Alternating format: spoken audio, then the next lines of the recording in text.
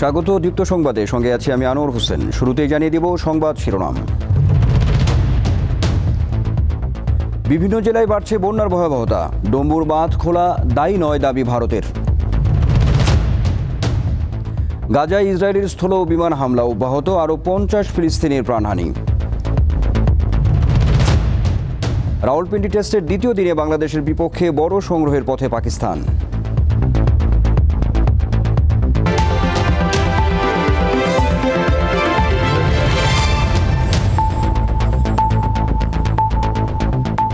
শুনছিলেন শিরোনাম, এবার বিস্তারিত। উজান থেকে নেমে আসা ঢল ও টানা বৃষ্টিতে বন্যা কবলিত হয়ে পড়েছে ফেনী, কুমিল্লা, চট্টগ্রাম, খাগড়াছড়ি, নোয়াখালী, মৌলভীবাজার, হবিগঞ্জ ও ব্রাহ্মণবাড়িয়া।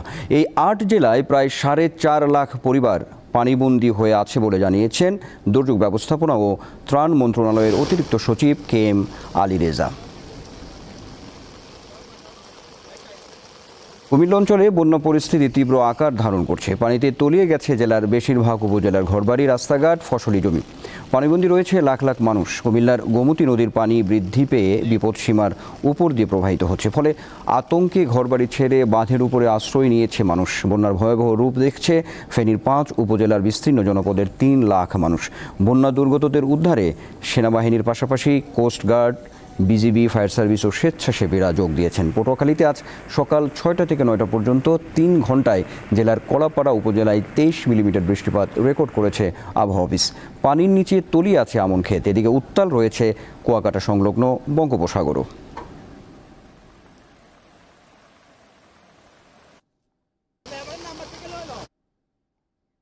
ফেনীর মুহুরী নদীর পানি ঢুকছে নোয়াখালীতে। এতে নোয়াখালীর কয়েকটি উপজেলায় বন্যা পরিস্থিতির অবনতি হয়েছে।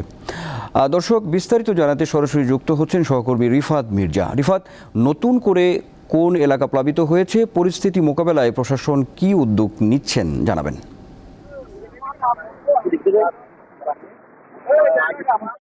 জানেন যে ভারী বর্ষণের ফলে কিন্তু নোয়াখালীর অনেকগুলো অঞ্চলে কিন্তু পানির নিচে তলিয়ে গিয়েছে। আমি ঠিক এই মুহূর্তে আছি নোয়াখালীর একটি ব্যস্ততম সড়ক। আসলে আপনি আমার পিছনে দেখতেই পাচ্ছেন, ভারী বর্ষণের কারণে কিন্তু অতিরিক্ত পানি হয়ে পানি উঠে কিন্তু পুরো সড়কটি আসলে যোগাযোগের অনুপযোগী হয়ে পড়েছে। তার পাশাপাশি নোয়াখালীর বিভিন্ন যে নিম্নাঞ্চলগুলো আছে সেগুলো কিন্তু পানির নিচে প্লাবিত হয়ে গেছে। আমি যদি বলি, নোয়াখালীর 9 উপজেলার মধ্যে প্রায় 8টির মধ্যেই কিন্তু পানি উঠে গিয়েছে। তার পাশাপাশি আমরা যেটি দেখেছি, এতদিন ভারী বর্ষণ হলেও কিন্তু গতকাল থেকেই কিন্তু এত পরিমাণ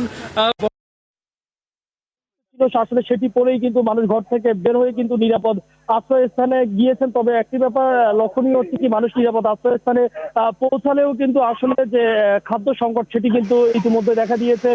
বিভিন্ন আশ্রয় কেন্দ্রে কিন্তু এখন পর্যন্ত তেমন খাদ্য সরবরাহ করা হয়নি। আমরা বিভিন্ন উপজেলা নির্বাহী কর্মকর্তাদের সাথে কথা বলেছি, তারা বলছেন যে আসলে সরকারিভাবেও চেষ্টা করা হচ্ছে, তবে এখন পর্যন্ত সরকারিভাবে কোথাও কিন্তু খাদ্য সরবরাহ করা হয়নি।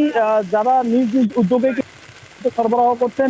তার পাশাপাশি নোয়াখালীর যে বিভিন্ন সামাজিক সংগঠনগুলো আছে তারাও কিন্তু শুকনো খাবার বা পানি জীবাণুমুক্তকরণ যে ট্যাবলেট সেগুলো কিন্তু বিভিন্ন আশ্রয় কেন্দ্র পৌঁছে দিচ্ছে। তো আসলে বলা যায় যে গতকাল সকাল 11টা থেকে আজকে দুপুর 2টা পর্যন্ত অতিরিক্ত ভারী বর্ষণের কারণেই কিন্তু মিনিমাম 3 থেকে 4 ফিট পানি বেড়ে গিয়েছে, যার কারণেই কিন্তু বিভিন্ন বাসাবাড়িতে প্রায় কোমর সমান পানি উঠে গিয়েছে। তার পাশাপাশি যে পরিমাণ আশ্রয় কেন্দ্র দরকার ছিল আসলে সে পরিমাণ আশ্রয় মানুষ নিতে পারছে না। এই কারণেই কারণ পুরো এলাকা জুড়ে পানি উঠে গিয়েছে, যার কারণেই বড় বড় দালান কোঠা যেগুলো আছে, বড় বড় উঁচু দালান যেগুলো আছে সেগুলো কিন্তু মানুষ আশ্রয় নিচ্ছে। আপনারা আসলে দেখতেই পাচ্ছেন যে রাস্তা দিয়ে কিন্তু গাড়ি ঘোড়া না থাকার কারণে বিভিন্ন মানুষ বিভিন্ন তাদের প্রয়োজনীয় মাল সামানা নিয়েই লাইন করে দিচ্ছে।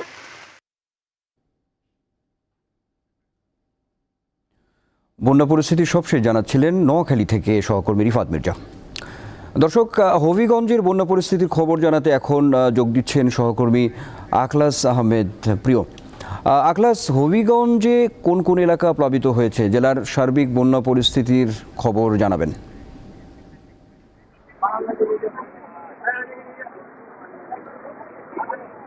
জি, আপনি যেমনটা জানতে চেয়েছেন যে আসলে ভারী বৃষ্টিপাত এবং উজান থেকে নেমে আসা পাহাড়ি ঢলে যে হবিগঞ্জের নদীতে পানি বৃদ্ধি পেয়েছে, বিশেষ করে হবিগঞ্জের খোয়াই এবং কুশিয়ারা নদী পানি বর্তমানে বিপদসীমার উপর দিয়ে প্রবাহিত হচ্ছে। আমরা কথা বলেছিলাম পানি উন্নয়ন বোর্ডের নির্বাহী প্রকৌশলী শামীম আহসান মাহমুদ, তিনি আমাদেরকে যেমনটা জানিয়েছেন বর্তমানে খোয়াই নদীর যে সোনারঘাটের বাল্লা পয়েন্টে সেখানে 278 সেন্টিমিটার উপর দিয়ে খোয়াই নদীর পানি প্রবাহিত হচ্ছে। পাশাপাশি শাইস্তাগঞ্জ পয়েন্টে 167 সেন্টিমিটার উপর দিয়ে পানি প্রবাহিত হচ্ছে এবং মাসুলিয়া পয়েন্টে 192 সেন্টিমিটার উপর দিয়ে পানি প্রবাহিত হচ্ছে। আপনাদেরকে আমরা যে বিষয়টি জানিয়ে রাখতে চাই, আসলে গত 3 দিন ধরে বৃষ্টিপাত হওয়ার কারণে যে এলাকার নদীগুলো থেকে পানি বিশেষ করে কিছু কিছু বাঁধ উঠছে কিন্তু নিম্নাঞ্চলে পানি প্রবেশ করেছে, এতে করে এলাকাবাসীর মধ্যে কিন্তু আতঙ্ক ছড়িয়ে পড়েছে। আমরা দেখেছি এ পর্যন্ত পানি উন্নয়ন বোর্ডের পক্ষ থেকে যে ঝুঁকিপূর্ণ যে বাঁধগুলো রয়েছে সেই বাঁধগুলো থেকে তারা মেরামতের চেষ্টা করছেন এবং জিও ব্যাগ এবং পলি ব্যাগ দিয়ে কিন্তু তারা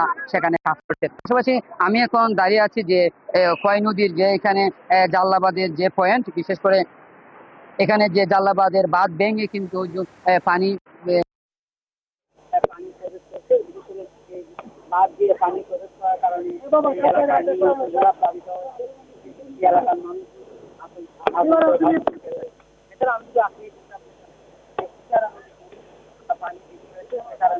নদীতেও কিন্তু পানি বৃদ্ধি হয়েছে, যে কারণে মারকুলি পয়েন্টে কিন্তু 8 সেন্টিমিটার উপর দিয়ে পানি প্রবাহিত হচ্ছে এবং আজমিরগঞ্জ পয়েন্টে 22 সেন্টিমিটার উপর দিয়ে পানি প্রবাহিত হচ্ছে। আপনাদেরকে যে বিষয়টি আমরা বলতে চাই যে আমরা আতঙ্ক দেখার কারণে কিন্তু সাধারণ মানুষের মধ্যে কিন্তু একটা অস্বস্তি বিরাজ করছে। আমরা গত মঙ্গলবারে যখন প্রথম বৃষ্টিপাত হয়েছিল সেদিনকেই কিন্তু হবিগঞ্জের বিশেষ করে খোয়াই নদী ঘেরা যে মানুষজন রয়েছেন তারা কিন্তু নির্ঘুম রাত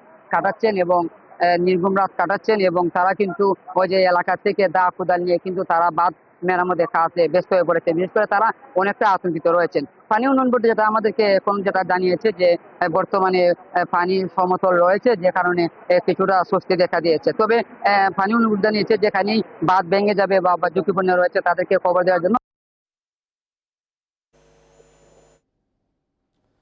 হবিগঞ্জ থেকে বন্যা পরিস্থিতির সবশেষ জানাচ্ছিলেন সহকর্মী আখলাস আহমেদ।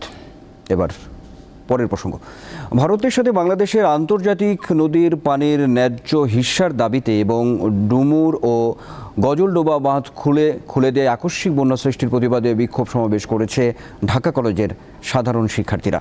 বেলা 11:30টায় ঢাকা কলেজের মূল ফটকের সামনে এই বিক্ষোভ সমাবেশ করে তারা। বিক্ষোভ মিছিলটি ক্যাম্পাসের মূল ফটক থেকে শুরু হয়ে সায়েন্স ল্যাব, নীলক্ষেত মোড় ঘুরে কলেজ ক্যাম্পাসে গিয়ে শেষ হয়। এ সময় শিক্ষার্থীরা ভারতীয় আধিপত্যবাদের বিরুদ্ধে বিভিন্ন স্লোগান দেয়।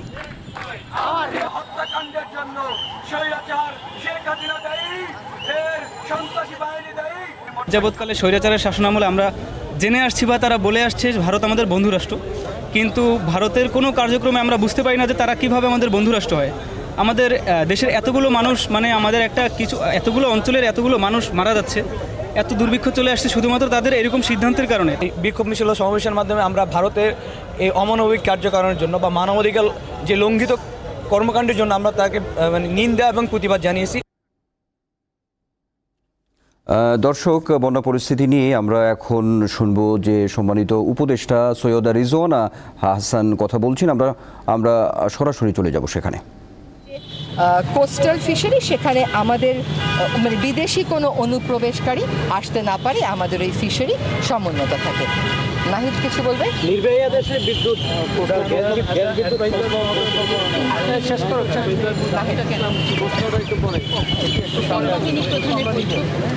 এটা ক্যাবিনেটে তো আলোচিত হয়নি। আমরা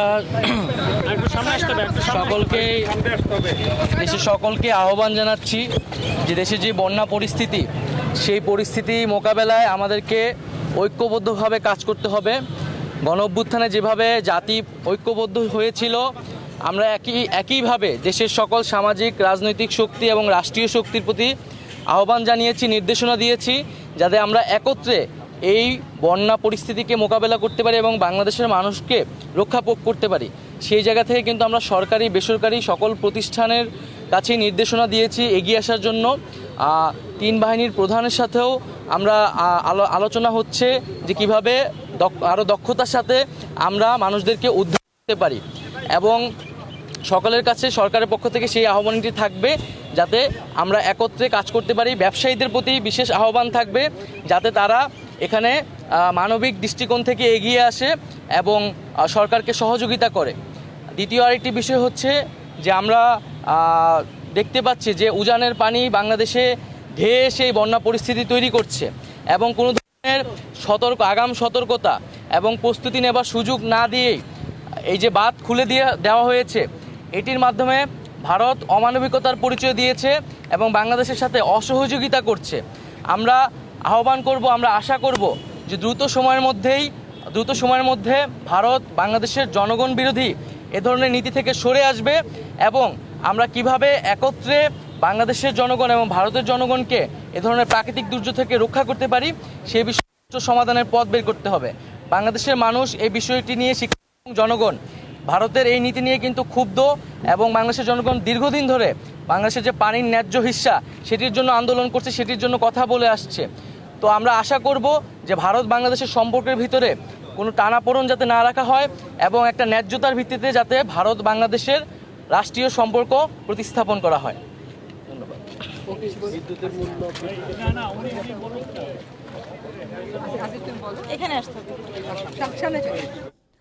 দর্শক উপদেষ্টা পরিষদের বৈঠক শেষে আমরা ব্রিফিং শুনছিলাম।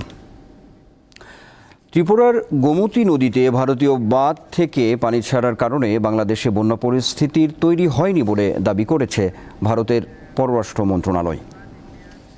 মন্ত্রণালয়ের ওয়েবসাইটে এ বিজ্ঞপ্তি প্রকাশ করা হয়েছে। আজ নিজেদের ভেরিফাইড ফেসবুক পেজে এই বিজ্ঞপ্তি প্রকাশ করেছে বাংলাদেশে ভারতীয় হাইকমিশন।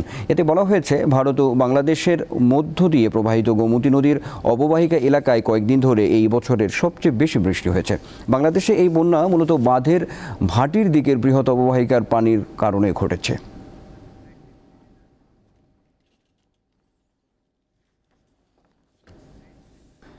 অবরুদ্ধ গাজা উপত্যকায় স্থল ও বিমান হামলা চালিয়ে যাচ্ছে ইসরায়েল। আবারও উত্তর গাজার একটি স্কুলে হামলায় প্রাণ গেছে 4 জনের। ফিলিস্তিনের স্বাস্থ্য মন্ত্রণালয়ের তথ্য মতে দেইর এল বালা শহরে নতুন করে স্থল হামলা চালাচ্ছে তেল আবিব। শহর ছেড়ে পালিয়ে যাচ্ছে বাসিন্দারা। এদিকে বুধবারের অবরুদ্ধ গাজায় বর্বর ইসরায়েলি বাহিনীর গণহত্যায় 4টি পরিবারের সব সদস্য সহ অন্তত 50 জনের প্রাণ গেছে। আহত হয়েছে 124 জন। অবিলম্বে যুদ্ধবিরতির দাবিতে জাতিসংঘের নিরাপত্তা পরিষদে একটি প্রস্তাব পাশ হওয়া সত্ত্বেও গত 7 অক্টোবরের পর থেকে ইসরায়েল গাজা উপত্যকায় তার নৃশংস আক্রমণ অব্যাহত রেখেছে। এ নিয়ে গাজায় মৃতের সংখ্যা 40,200-তে দাঁড়ালো। দর্শক, শেষ করব দীপ্ত সংবাদ। যাবার আগে জানিয়ে দেব আরও একবার সংবাদ শিরোনাম। বিভিন্ন জেলায় বাড়ছে বন্যার ভয়াবহতা। ডুম্বুর বাঁধ খোলা দায়ী নয় দাবি ভারতের। গাজায় ইসরায়েলের স্থল ও বিমান হামলা অব্যাহত। আরও 50 ফিলিস্তিনির প্রাণহানি। রাওয়ালপিন্ডি টেস্টের দ্বিতীয় দিনে বাংলাদেশের বিপক্ষে বড় সংগ্রহের পথে পাকিস্তান।